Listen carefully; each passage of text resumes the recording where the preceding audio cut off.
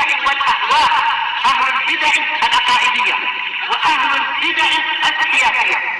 نقول بيننا وبينكم السلف، بيننا وبينكم الكتب، كان فيقول البدع بيننا وبينكم.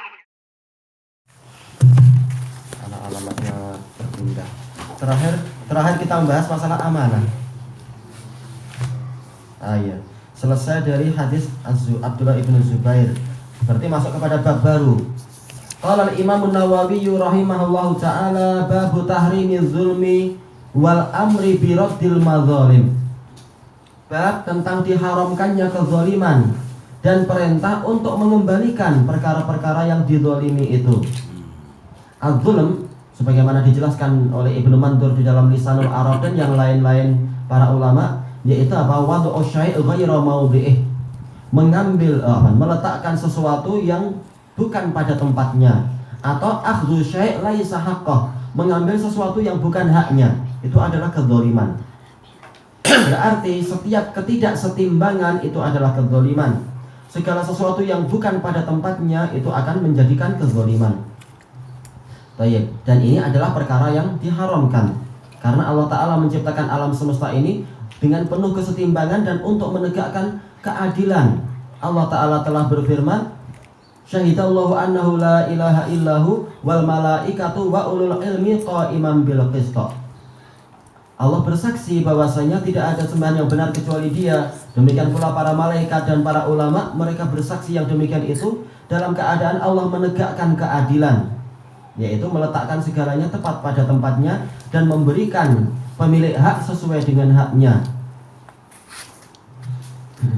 Makanya Allah Ta'ala juga menyebutkan masalah-masalah itu di sekian banyak ayat. Ma tara fi khalqir rahmani min tafawut. Engkau tidak akan melihat ciptaan Ar-Rahman itu ada ketidakseimbangan. Semuanya seimbang, asalnya adalah seimbang sesuai dengan fitrahnya. Ketika keluar dari fitrahnya, ketika ada kerusakan, maka terjadilah kezaliman. Baik, kita masuk kepada ayat-ayat yang disebutkan. Qala Allah Ta'ala ma lidzalimina min hamimin wala syafi'in yuta. Orang-orang yang zalim itu tidak memiliki teman dekat dan tidak memiliki pemberi syafaat yang akan ditaati. Ini ancaman yang besar, yaitu apa? Orang-orang yang zalim di hari kiamat mereka menjadi orang yang sangat lemah. Berarti apa? Mereka memerlukan bantuan. Ternyata tidak ada yang mampu membantu mereka. Teman dekat tidak akan mau membantu mereka. Sudah tidak ada lagi teman dekat. Yauma yafirul mar'u min akhihi wa ummihi wa abihi wa sahibatihi wa banihi likulli imri'in minhum yauma idzin sya'nu yughnih. Pada hari di mana seseorang akan lari dari saudaranya, lari dari ayah ibunya, lari dari istri dan teman-temannya dan seterusnya. Setiap orang memiliki kesibukan pada hari itu yang mencukupi dia untuk tidak mengurus yang lain. Maka jangan berharap untuk minta syafaat dari teman-teman dekat, minta bantuan dari teman dekat. Semuanya ingin lari. Yawadul mujrimu law yaftadi bi'adzabi yawma idzin bi bani.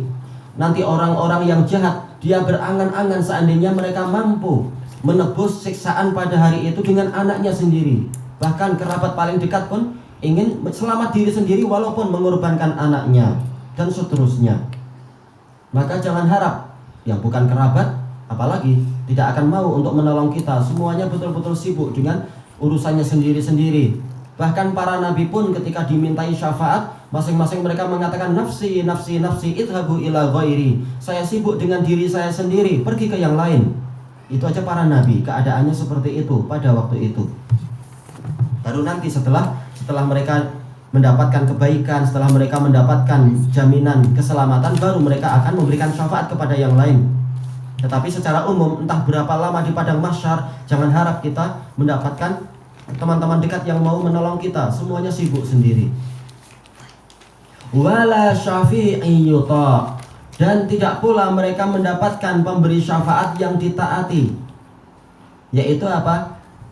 Semula sendirian, kemudian datang orang-orang yang memiliki kehormatan di sisi Allah, kemudian ucapannya nanti ditaati untuk selamatkan si fulan ini. Tidak ada. Orang-orang yang zalim, mereka tidak memiliki pemberi syafaat. Yang dimaksudkan orang yang zalim di sini siapa? Yaitu orang-orang kafir. Ini yang paling pertama masuk.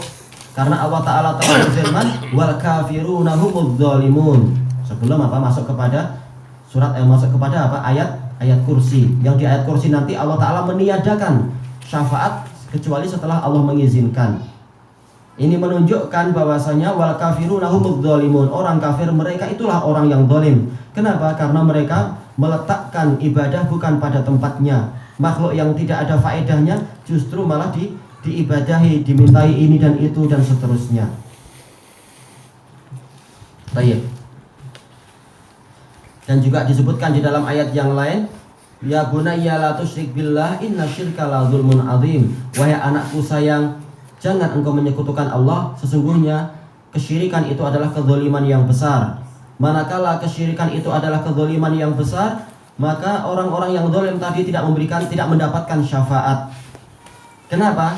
Karena syafaat itu hanya diberikan kepada orang yang mereka itu mentauhidkan Allah. Sebagaimana sabda Rasulullah SAW dalam hadis Abi Hurairah itu, yang Abi Hurairah tanya, ya Rasulullah, man as'adun nasi bi syafa'atika yaumal qiyamah. Wahai Rasulullah, siapakah orang yang paling berbahagia dengan syafaat Anda di hari kiamat? Rasulullah mengatakan, laqad alimtu ya Abu Hurairah la yas'aluni ahadun qablaka an hadza ghaira lima alimtu min hirsika 'alal hadits. Sungguh saya telah tahu wahai Abu Hurairah, tidak ada seorang pun yang akan menanyai saya tentang ini sebelum engkau, karena saya tahu semangatmu untuk belajar ilmu hadis, belajar hadis. As'adun nasi bi syafaati yaumil qiyamah man qala la ilaha illallah khalisan min qalbih. Orang yang paling berbahagia dengan syafaatku di hari kiamat adalah orang yang mengucapkan la ilaha illallah murni dari hatinya. Berarti orang yang mengucapkan la ilaha illallah tetapi hatinya tidak rela Allah sebagai satu-satunya yang diminta, maka dia tidak mendapatkan syafaat. Buktinya dia tidak rela apa? Ketika berdoa masih minta pada yang lain, ketika bergantung masih bergantung kepada tangkal ini, tangkal itu. Ketika ingin lulus SPM, ternyata dia pergi ke kubur wali ini, wali itu. Sebagaimana yang terjadi di Indonesia itu, ketika ada yang dipanggil dengan UMPTN, ujian masuk perguruan tinggi negeri. Dia begitu dapat surat, nah dia takut untuk membuka surat ini, surat lulus atau tidak lulus. Maka dia pergi jauh ke kubur wali fulan dengan harap dapat berkah, berubah nanti kalau nggak lulus jadi lulus. Dibuka ternyata nggak lulus juga. Oh ini syekh ini nggak manjur dia, nggak ampuh, istilahnya tidak apa itu, tidak berkhasiat.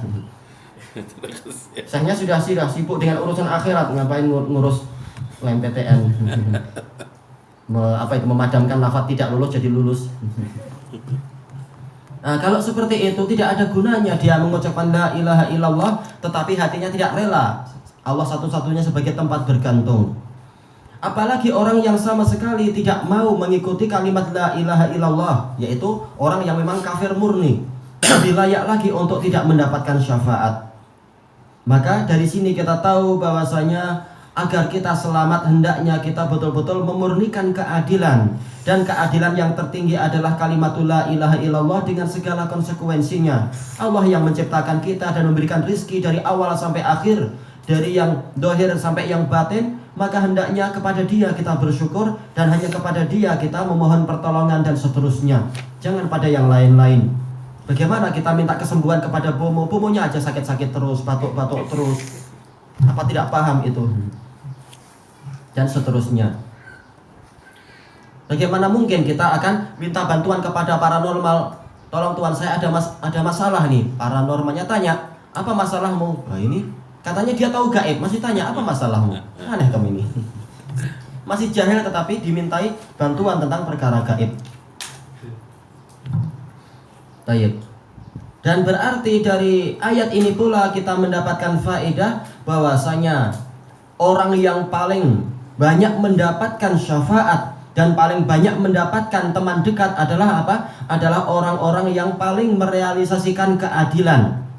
Sebagaimana firman Allah Ta'ala di dalam surat An-Nisa, yaitu wa may yuti'illaha wa rasulahu wa may yuti'illaha wa rasulahu fa ulaika ma'al ladzina an'ama Allahu 'alaihim minan nabiyyin wasyiddiqin wasyuhada'i wassolihin wa hasuna ulaika rafiqa. Barang siapa taat kepada Allah dan Rasulnya, maka mereka itulah orang-orang yang akan bersama dengan orang-orang yang telah Allah beri nikmat dari kalangan para nabi, para siddiqun, para syuhada dan para solihun. Oh, teman kita banyak sekali. Bukan teman orang-orang sembarangan, bahkan para nabi, termasuk para rasul di dalamnya, juga orang siddiqun, juga syuhada dan sholihun. Kalau mereka adalah teman dekat, maka apa?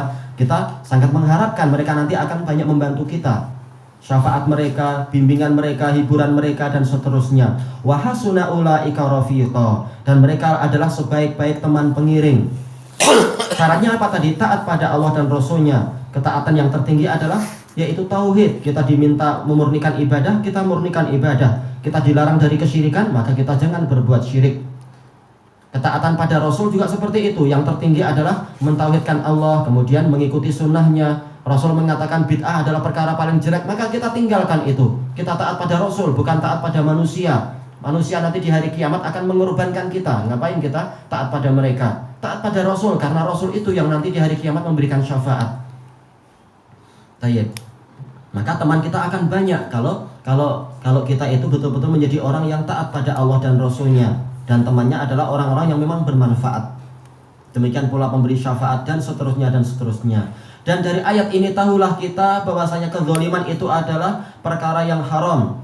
Buktinya apa? Karena di sini Allah mengancam orang yang zalim dengan hukuman seberat ini, tidak ada penolong. Sementara kita tahu suatu perkara diharamkan, di antara ciri-cirinya yang pertama adalah Allah Ta'ala mengatakan itu haram, atau Allah mencela, atau Allah mengancam dengan suatu hukuman. Nah dari sini ketika Allah Ta'ala mengancam orang yang zalim itu dengan hukuman semacam ini, tahulah kita bahwasanya kezaliman itu adalah perkara yang haram. Semakin zalim, semakin berkurang teman dia. Kalau zalimnya sedikit, maka boleh jadi dia masih memiliki teman-teman sesuai dengan kadarnya. Tayyib ilahuna wallahu a'lam.